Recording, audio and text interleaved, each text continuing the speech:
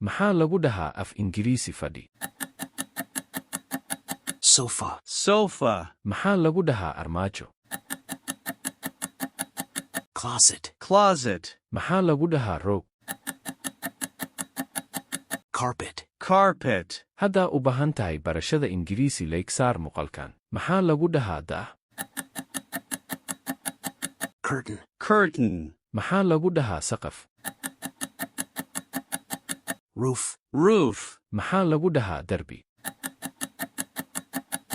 Wall. Wall. Maxaa lagu dhahaa guri? House. House. Maxaa lagu dhahaa qol? Room. Room. Maxaa lagu dhahaa jikada? Kitchen. Kitchen. Maxaa lagu dhahaa qolka fadhiga? Haddaba haddaa jawaabta garanaysid nala wada qaybta falada mahadsanid.